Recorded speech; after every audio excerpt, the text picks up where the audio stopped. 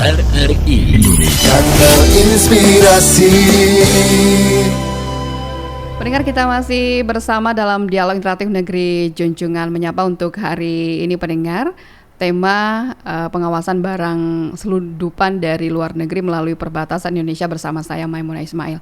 Ya, Pak Aryadi, tadi Bapak juga menyebutkan ya seperti baru-baru ini ya, ini dalam operasi pasar juga ada penemuan rokok gitu, rokok ilegal yang dikatakan tadi juga menyampaikan adanya kawasan dari bebas.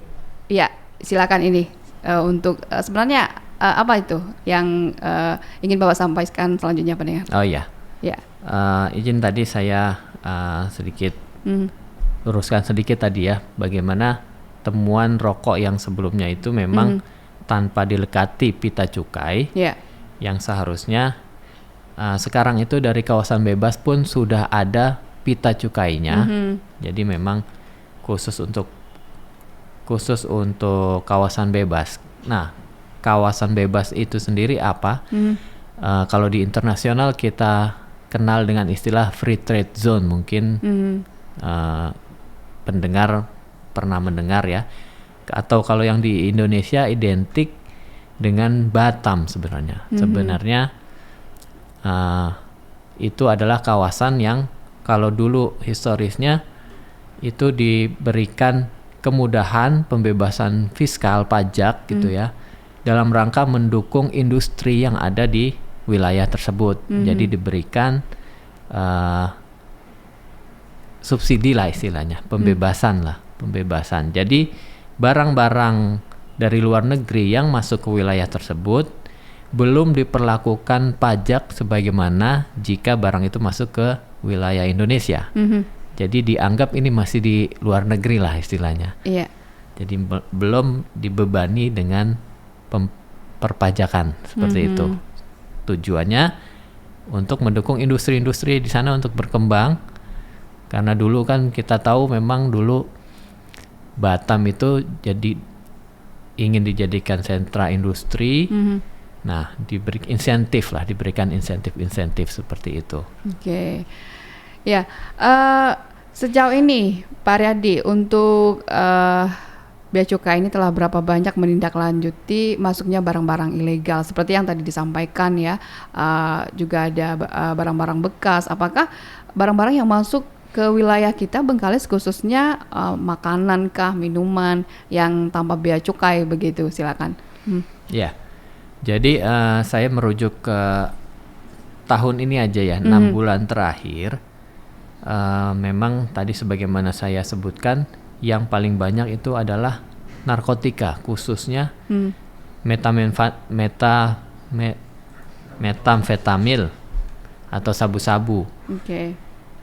Ini sampai dengan Juni itu 10 kg sabu-sabu. Kemudian ada juga ekstasi kurang lebih 17.000 butir.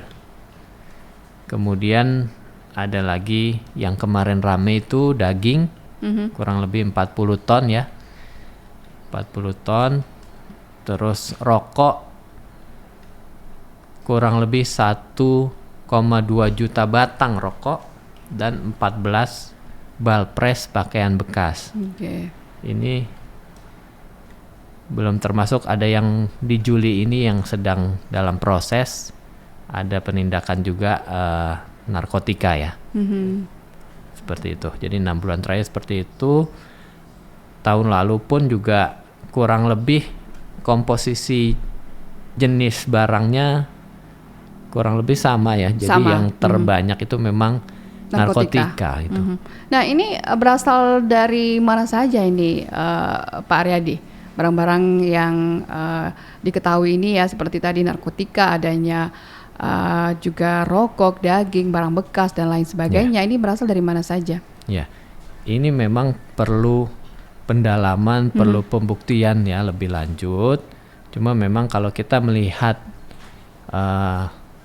geografis, memang paling memungkinkan secara akses, secara ekonomi itu dari Malaysia ya, dari Malaysia.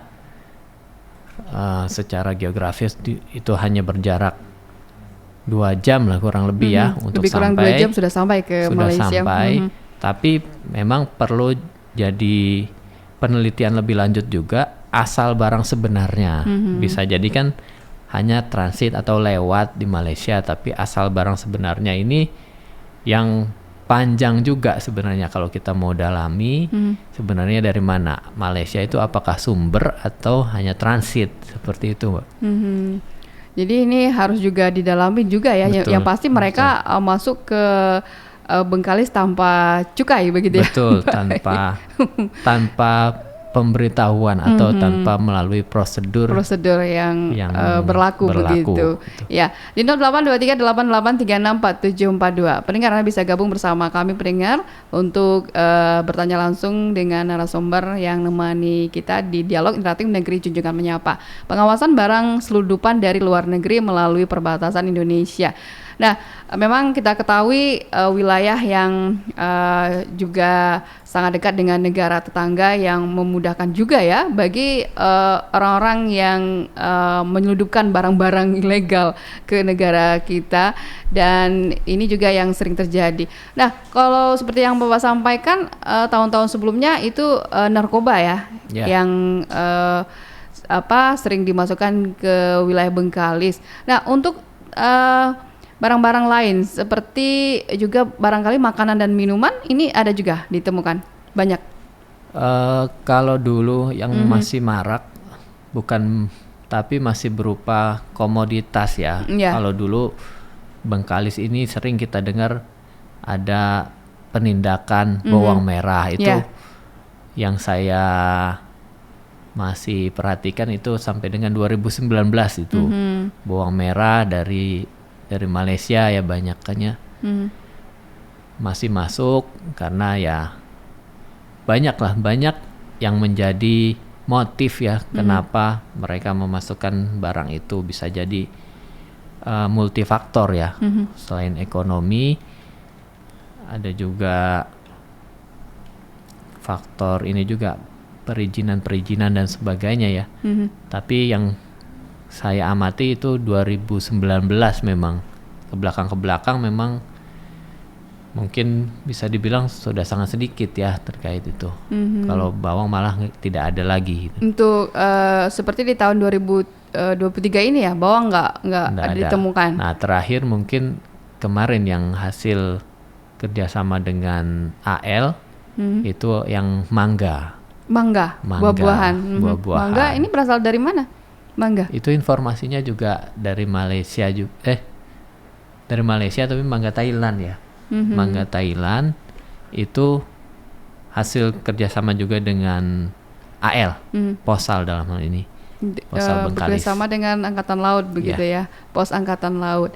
Nah, bagaimana Bea Cukai Bengkalis berkolaborasi dengan instansi lain ya dalam melaksanakan tugas ya, ini pencegahan terhadap barang-barang ilegal di Bengkalis? Ya, ini satu hal yang mutlak harus dilakukan ya.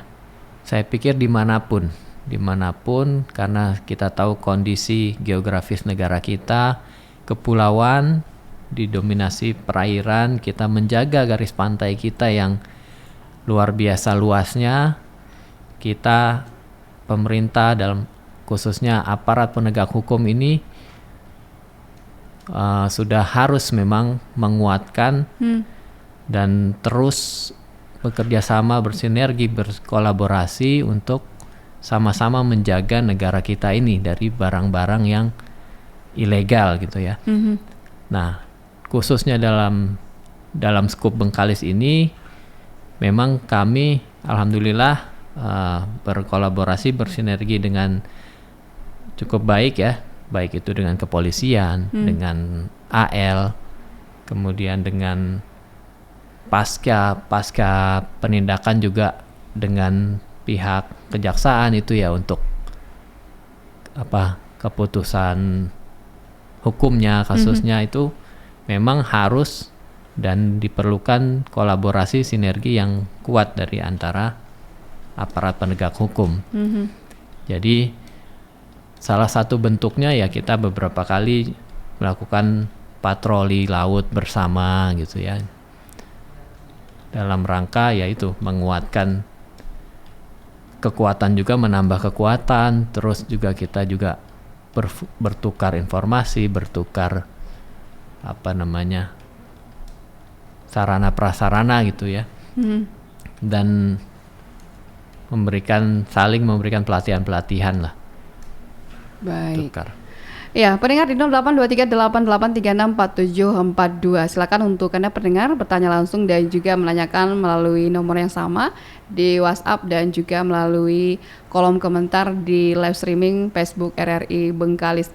Ya, ini Pak Aryadi sudah ada satu penanya melalui WhatsApp dari Pak Warso di Bengkalis, bertanya untuk barang ilegal yang dijumpai lalu diserahkan kemana atau barang tersebut diapakan begitu, dari Pak Warso di Bengkalis. Silakan. Baik, jadi ini konteksnya berarti Bea Cukai ini yang menemukan ya. Nah ini memang perlu juga kami berikan gambaran atau pemahaman kepada masyarakat. Bea Cukai itu adalah bisa dibilang garda terdepan untuk mengawasi lalu lintas barang keluar masuk Indonesia. Adapun dasar hukum atau ketentuan-ketentuan selain dari Bea Cukai itu sendiri, banyak dari instansi-instansi lain yang dalam istilahnya menitipkan ketentuan itu untuk di-enforce atau dilaksanakan oleh Bea Cukai. Jadi kalau pertanyaan yang disampaikan Pak Warso tadi, itu ya memang tergantung komoditinya. Itu jadi orang menyelundup itu, memasukkan barang secara ilegal itu bisa jadi dia menghindari pengenaan bea masuk atau menghindari perizinan tadi yang saya sebutkan dari instansi-instansi terkait, atau dua-duanya bisa jadi ya, atau dua-duanya. Jadi kita harus lihat komoditi apa itu yang kita tangkap istilahnya, terus itu diatur oleh instansi mana. Kalau kita berkaca yang case terakhir kemarin aja daging, nah itu kan diatur oleh karantina ya. Ada peraturan karantina di situ, makanya tindak lanjutnya pun kita serahkan ke karantina, ditindaklanjuti dalam bentuk dimusnahkan. Nah itu mengacu ke ketentuannya mereka juga. Kenapa dimusnahkan? Kenapa nanti ada kan penyelesaian, tidak hanya dimusnahkan, ada penyelesaian lain, bisa dilelang atau dihibahkan. Nah itu nanti mengacu ke masing-masing komoditi jadi dan setelah ketentuan instansi terkait. Jadi setelah dicek kelengkapan surat-surat begitu ya dari suatu komoditi. Nah jikalau tidak lengkap diserahkan kepada barangkali instansi dan dinas terkait begitu. Betul. Ya baik, terima kasih Pak Warso sudah bertanya melalui WhatsApp-nya. Baik pendengar, Anda juga bisa bergabung bersama kami di 082388364742. Nah, untuk tema kita adalah pengawasan barang selundupan dari luar negeri melalui perbatasan Indonesia. Nah, tadi kan Pak Radi juga menyampaikan ya, Kepulauan Meranti juga merupakan wilayah dari wilayah hukum ya, dari kerja dari Bea Cukai Bengkalis begitu ya. Nah, kalau di Meranti ini apa saja ini? Apakah sama komoditi yang masuk ke daerah sana juga ilegal begitu sama, atau ada beda-bedanya gitu? Kalau sebelum masuk ke yang ilegal ya, kalau di Meranti itu lebih banyak kita melayani kegiatan ekspor. Memang dalam sisi jumlah memang banyak ekspor kita melalui wilayah di sana, di Selat Panjang di Meranti. Itu ada arang bakau, terakhir ada madu, ada semangka juga diekspor. Ada juga impor, tapi memang secara agregat memang lebih banyak kita di sana melayani kegiatan ekspor. Nah, terkait dengan barang ilegalnya ya kurang lebih sama. Jadi mungkin gambarannya seperti ini. Para penyelundup itu mungkin ya, mereka kan ya istilahnya kucing-kucingan juga. Mereka melihat mana nih yang melihat situasional gitu. Mana yang kira-kira ada peluang untuk masuk. Nah, mereka nggak tentu tuh, bisa jadi nanti situasi awal mereka tujuannya ke Bengkalis, tapi nanti ternyata mereka kan membuka informasi juga kan, membuka telinga juga. Tahu-tahu sedang ada patroli, mungkin mereka bisa belok ke sana. Jadi memang tujuannya sebenarnya nanti ke daratan juga, cuma masuknya ini lewat mana, yaitu sangat ini ya, dinamis mungkin di lapangan. Jadi memang kita kuat-kuatan informasi lah istilahnya, kita perang informasi seperti itu. Jadi untuk komoditinya ya kurang lebih saya bilang sama gitu. Ya. Ini komoditi ilegal, berarti impor. Kalau seandainya ekspor dari Meranti tadi seperti yang disampaikan, arang juga begitu ya. Nah, apakah kalau sagu bagaimana? Kalau kita ketahui kan Meranti kan penghasil sagu begitu. Ya, kalau ekspor sih relatif, memang kita memang mendorong ekspor ya. Kemudian kita lihat kalau ekspor itu motif dia untuk nyelundupin relatif kecil. Untuk apa? Untuk apa mereka menyelundupkan ekspor? Karena ekspor yang berpotensi diselundupkan itu adalah ekspor-ekspor yang terkena bea keluar. Bea keluar ini kebalikannya dari bea masuk. Jadi komoditi-komoditi yang kita jaga memang untuk stabilitas harga, untuk ketersediaan pasokan, kayak minyak goreng dulu yang nasional ramai ya. Kemudian untuk menjaga kelestarian sumber daya alam, itu di antara filosofi kenapa suatu komoditas dikenakan bea keluar. Nah, kalau yang di Meranti itu memang tidak ada yang kena bea keluar. Jadi kami melihat tidak ada motif mereka untuk menyelundupkan dalam hal ekspor. Seperti itu. Dan memang sejauh ini kita pantau juga, meskipun tadi potensi itu memang kecil, tapi kita juga semaksimal mungkin kita pantau juga. Dan sejauh ini alhamdulillah sih lancar ya di sana. Nah, Pak Radi, sejauh ini kan untuk barang-barang ilegal ini kan pada umumnya mereka kan melewati jalur laut begitu ya, Bengkalis. Jalur laut. Kebanyakan laut. Atau mereka transit dulu dari laut terus ke transportasi darat. Seperti kita ketahui kan setelah melewati Dumai kan bisa lewat Rupat dan lalu lintas seperti Kecamatan Malasmana, Bukit Batu dan Sumatera begitu ya. Nah, ini sejauh ini hanya laut saja atau bagaimana? Ya. Jadi kalau yang legal ya, kalau yang legal itu kan mereka akan sandar di tempat-tempat yang sudah ditentukan. Kawasan pabean atau di luar kawasan pabean yang sudah diizinkan oleh Bea Cukai. Singkatnya seperti itu ya.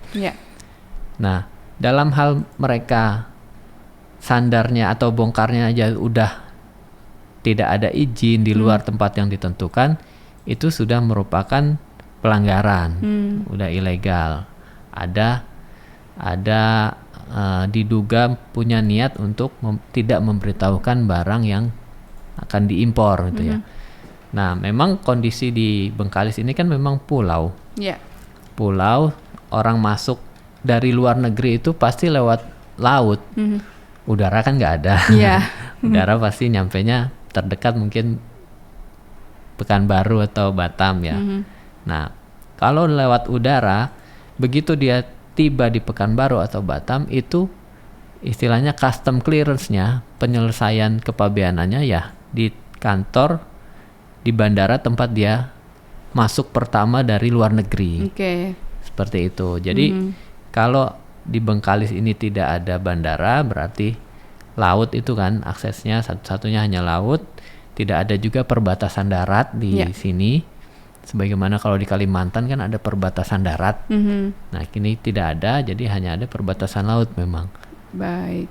Ya, Pak Aryadi, tadi juga Bapak juga menyampaikan ada pembongkaran barang ini seharusnya melalui tempat-tempat pembongkaran ataupun kawasan pabean. Nah, kalau di Bengkalis ini bagaimana nih Pak Aryadi? Di mana lokasinya? Ada nggak? Iya. Baik, terima kasih.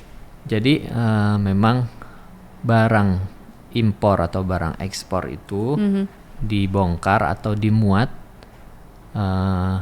idealnya dilakukan di kawasan pabean. Di situ pula diselesaikan kewajiban-kewajiban pabean. Tapi memang tidak hanya di Bengkalis ya, yang saya ketahui di beberapa tempat juga ada beberapa kendala ya. Salah satunya mungkin yang agak sulit kendala kondisi alam ya. Bagaimana rata-rata kalau kapal skala impor ya, itu kan kapal besar ya, pasti mereka menghitung kos, ingin membawa barang sebanyak mungkin supaya kos secara satuannya pun lebih kecil gitu kan.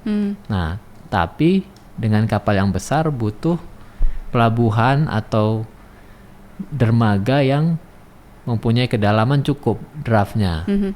Nah, di Bengkalis ini salah satu kendalanya itu, jadi memang di Bengkalis ini tidak ada kawasan pabean. Jadi dalam hal ada importasi itu mereka selalu mengajukan izin bongkar di luar kawasan pabean. Ini di mana saja? Itu biasanya di masing-masing pengusaha itu punya kade-kade yang sudah rutin lah, sudah rutin untuk melakukan kegiatan bongkar muat. Itu ada beberapa titik memang di pasar ikan ya istilahnya ya. Pasar ikan di lama gitu ya, pasar lima. Ya. Terus di Selat Baru sana, Selat Baru ada beberapa, terus di Meranti pun kondisinya kurang lebih sama juga, belum ada kawasan pabean. Jadi seperti itu, jadi mereka mengajukan izin bongkar.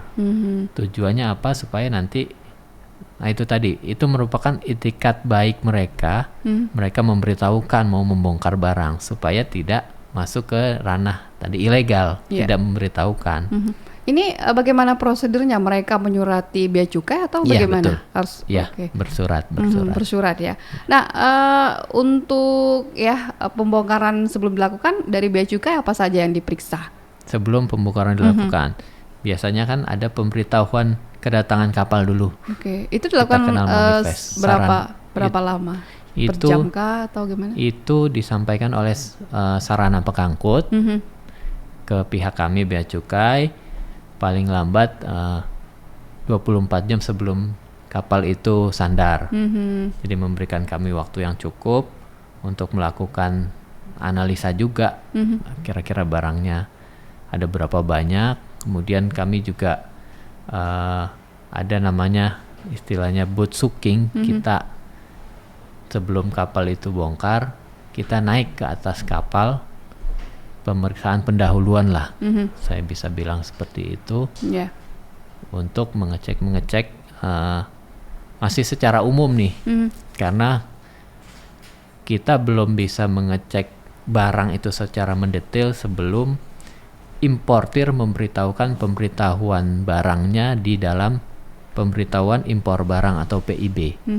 Jadi, dalam sebuah surat begitu? Ya, jadi itu masih ranah kita menguji kepatuhan sarana pengangkut. Dia comply nggak, dia jujur nggak, patuh nggak terhadap kewajiban dia, yaitu memberitahukan barang yang diangkut di sarana pengangkutnya. Seperti itu. Nanti beralih nanti begitu, itu kan tanggung jawab sarana pengangkut. Nanti beralih begitu barang impor didaftarkan oleh importir, ini pihak bida lagi nih, importir. Nah, itu beralih tanggung jawabnya ke importir. Nah, kalau ada hal yang tidak diberitahukan, tidak sesuai diberitahukan, itu sudah bukan tanggung jawabnya pengangkut lagi, tapi sudah importir. Seperti itu. Nah, barulah kita mulai lebih detail di situ. Terkait dengan pemberitahuan yang disampaikan oleh importir. Iya. Ya, Pak Riyadi, ini ada satu pertanyaan melalui WhatsApp ya dari Pak Razak di Bengkalis ya. Ini menyampaikan, kami melihat di sejumlah swalayan di Bengkalis banyak produk-produk dari Malaysia. Apakah ini memang sudah dapat izin masuk atau seperti apa? Serta impor-impor barang seperti ini seperti apa regulasinya? Terima kasih dari Pak Razak di Bengkalis. Silakan Pak Riyadi. Iya, terima kasih Pak Razak ya. Pak Razak. Jadi memang untuk makanan dan minuman lah kita mengkategorikannya. Itu bicara terkait regulasi itu diatur dalam peraturan BPOM, Badan Pengawasan Obat dan Makanan. Nah, makanan kan. Nah, itu memang ada izin-izin tertentu yang harus dipenuhi kalau diimpor oleh perusahaan misalnya.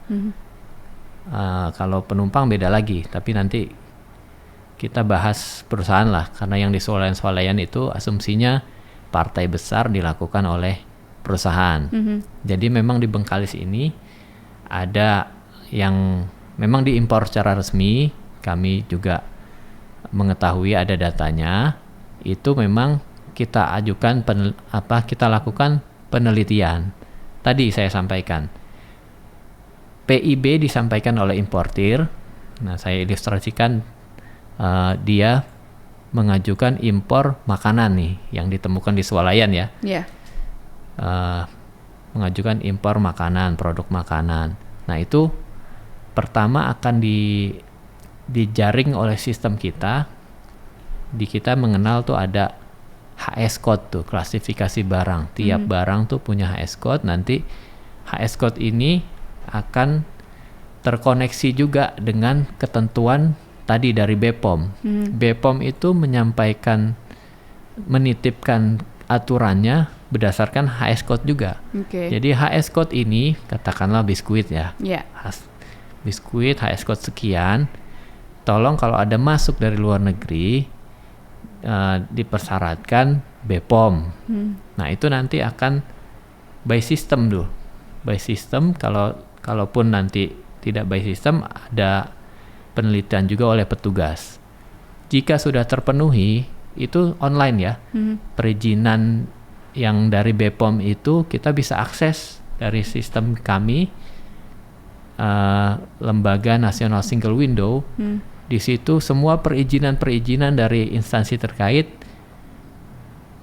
mayoritas lah, hampir seluruhnya ya, meskipun masih ada yang belum terkoneksi, tapi mayoritas sudah terkoneksi. Jadi kita bisa langsung lihat tuh, barang ini diimpor oleh perusahaan ini sudah punya perizinan yang dibutuhkan atau belum. Nah, kalau belum itu akan langsung tertolak oleh sistem. Nah, kalau sudah, itu akan otomatis masuk ke tahap berikutnya. Kita akan lakukan pemeriksaan barang. Kebetulan kalau di Bengkalis ini memang semua dilakukan pemeriksaan barang. Kategorinya jalur merah. Karena selain jalur merah itu ada jalur hijau. Hanya pemeriksaan dokumen. Tapi di Bengkalis ini semua jalur merah. Jadi pertanyaan Pak Rozak tadi ya. Jadi itu memang yang ditemukan di swalayan produk Malaysia, memang kita tuh ada importasi makanan minuman dari luar negeri dari Malaysia, dan itu perizinannya tadi, penelitiannya seperti yang saya sampaikan. Jadi dalam hal sudah beredar di pasaran, insya Allah itu sudah terpenuhi kepabeanannya maupun lartas istilahnya tadi tuh. Perizinan tadi tuh ada yang larangan ataupun pembatasan. Baik. Ya baik, ya sudah terjawab ya untuk Pak Razak ya. Baik, Pak Riyadi, kita sudah berada di penghujung kebersamaan kita di Dialog Interaktif Negeri Junjungan Menyapa. Nah, apa yang ingin Bapak sampaikan di akhir kebersamaan kita? Silakan Pak Riyadi. Ya, terima kasih atas kesempatannya kepada para pendengar RRI ya yang setia, khususnya masyarakat Bengkalis. Terima kasih untuk perhatiannya, dan kami jajaran Bea Cukai Bengkalis berharap kegiatan ini bisa sedikit banyak memberikan gambaran ya tentang tugas dan fungsi Bea Cukai di Bengkalis khususnya, kemudian bisa menambah pengetahuan maupun mungkin berguna juga untuk masyarakat yang ingin melakukan kegiatan impor ekspor ataupun dalam hal pengawasan ya, dalam hal mempunyai informasi-informasi yang memang bisa dipertanggungjawabkan. Kami berharap juga partisipasi dari masyarakat, khususnya masyarakat Bengkalis dan Meranti ya, untuk bisa aktif ya, proaktif menyampaikan informasi dari tadi platform-platform yang sudah saya sebutkan, bisa langsung datang ke kantor ataupun lewat nomor humas ataupun dari sosial media kami di Instagram, Twitter, YouTube. Itu kami sangat berharap partisipasi dari masyarakat dalam rangka menjaga negara kita, khususnya juga wilayah Bengkalis Meranti ini, dari ancaman barang-barang selundupan, barang-barang ilegal yang membahayakan bagi masyarakat itu sendiri. Itu yang bisa saya sampaikan. Terima kasih. Ya baik, terima kasih Pak Aryadi Permana Hamdani, ini merupakan Kepala Seksi Kepatuhan Internal dan Penyuluhan Kantor Pengawasan dan Pelayanan Bea Cukai Tipe Madya Pabean C Bengkalis. Terima kasih sudah bersama kita di Dialog Interaktif Negeri Junjungan Menyapa.